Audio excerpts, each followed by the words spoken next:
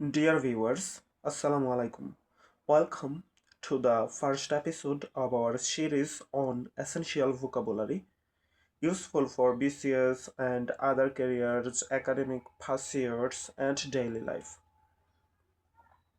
আমাদের প্রথম এপিসোডে আমরা মোট 10টি শব্দ নিয়েছি। আমাদের নির্বাচিত শব্দগুলোকে এখন আমি একটু দেখিয়ে দিচ্ছি। আমরা প্রথমে নিয়েছি উস্কানি দেয়া,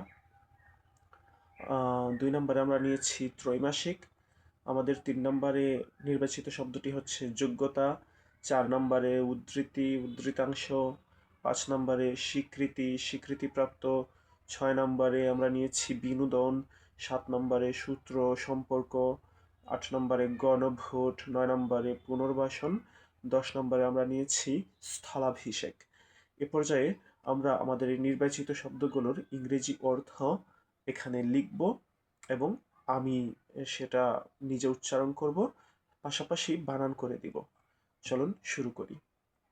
আমাদের প্রথম শব্দটি উস্কানি দেয়া। উস্কানি দেয়া শব্দের ইংরেজি অর্থ হচ্ছে প্রভোক। আমি শব্দটি এখন লিখব।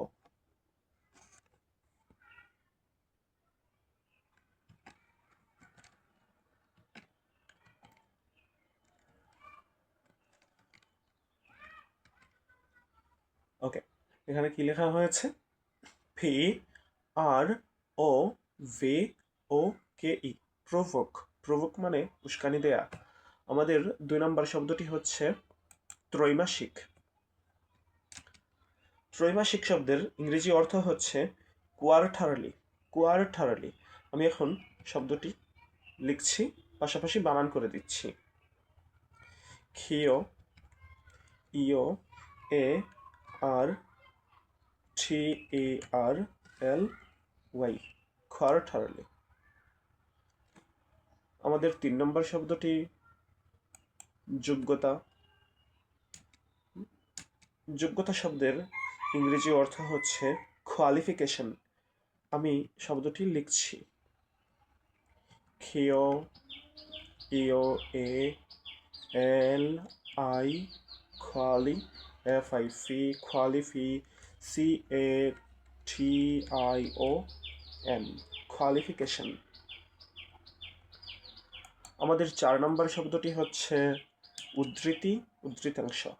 উদ্ধৃতি যে কথা, উদ্ধৃতাংশ সে একই কথা, তবে উদ্ধৃতি বলতে পুরো শব্দ, যেসব শব্দ ব্যবহার করা হয় একটি বাক্যে কিংবা একটি বক্তব্যে পুরো অংশটাকে বোঝায়।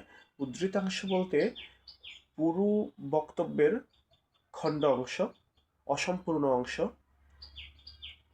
আমরা যদি বলি যে উদ্ধৃতি যদি হয় 100%, উদ্ধৃতাংশ হতে পারে 1 to 99%। ওকে, এ পর্যায়ে আমি উদ্ধৃতি কিংবা উদ্ধৃতাংশ শব্দের জন্য আমরা ইংরেজিতে যে প্রতিশব্দ ব্যবহার করি সেই শব্দটিকে লিখে দিচ্ছি। শব্দটি হচ্ছে কোটেশন। কোটেশন আমি বানান করে দিচ্ছি এবং এখানে লিখে দিচ্ছি। Q, U, O, quo, T A T I O N, quotation. Quotation মানে উদ্ধৃতি, উদ্ধৃতাংশ। আমরা 5 নম্বরে নিয়েছি স্বীকৃতি, স্বীকৃতিপ্রাপ্ত। স্বীকৃতি বা স্বীকৃতিপ্রাপ্ত শব্দের জন্য ইংরেজিতে আমরা যে শব্দটি ব্যবহার করি তা হচ্ছে রিকগনাইজড। শব্দটি রিকগনাইজড। আমি এখন শব্দটি লিখব। R E C O G, recog, N I S E D, R E C O G, recog, N I S E D, recognised. Recognised মানে স্বীকৃতি, স্বীকৃতিপ্রাপ্ত। ওকে, আমাদের 6 নম্বর শব্দটি বিনোদন। বিনোদন শব্দের জন্য আমরা ইংরেজিতে ব্যবহার করে থাকি রিক্রিয়েশন। এ পর্যায়ে আমি শব্দটি লিখছি, রিক্রিয়েশন। আর এ রি C R E A T I O N, recreation. 7 নম্বরে আমরা নিয়েছি সূত্র সম্পর্ক। সূত্র সম্পর্ক এই দুটি শব্দের জন্য ইংরেজিতে আমরা যে শব্দটি ব্যবহার করি তা হচ্ছে রেফারেন্স। রেফারেন্স আমি লিখছি R E F E R E N C E reference. R E F E R E N C E reference. Reference মানে সূত্র সম্পর্ক। 8 নম্বরে আমরা যে শব্দটি নিয়েছি তা হচ্ছে গণভোট। কিছুদিন আগে বাংলাদেশে যে ভোট অনুষ্ঠিত হয়েছে জাতীয় নির্বাচনে, আমাদের একটি গণভোট ছিল, হ্যাঁ ভোট না ভোট। তো এই গণভোটের ইংরেজি শব্দ হচ্ছে রেফারেন্ডাম, প্লেবিসাইট। দুটি শব্দ ইউজড হয়, একটি রেফারেন্ডাম আর একটি হচ্ছে প্লেবিসাইট। আমি দুটি শব্দ এখানে লিখে দিচ্ছি। প্রথমেই আমি লিখছি referendum, R E F E R, refer, E N, referen, D U M, referendum. আমাদের সেকেন্ড শব্দটি হচ্ছে প্লেবিসাইট। আমি সেকেন্ড শব্দটি লিখছি এবং বানান করে দিচ্ছি। P L E B I, plebi, S C I T E, S C I T E, দুঃখিত।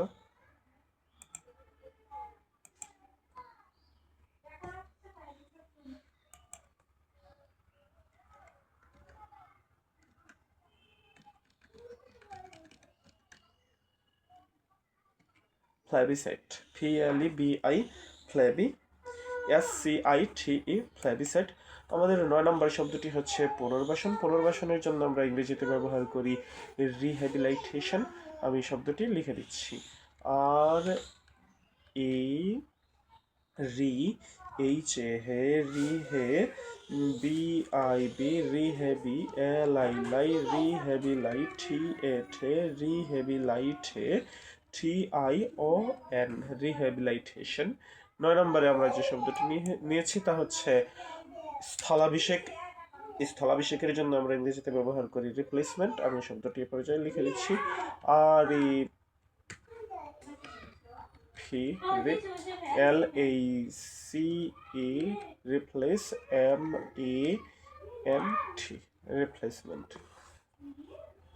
সুপ্রিয় দর্শক, এই ছিল আমাদের প্রথম পর্বের জন্য নির্বাচিত 10টি শব্দ। আশা করি ভিডিওটি আপনাদের জন্য খুবই হেল্পফুল হবে। যদি হেল্পফুল হয়, ভালো লাগে, পাশে থাকবেন। আপনাদের জন্য আমার এই প্রচেষ্টা যদি সফল হয় আমার খুবই ভালো লাগবে। Thank you.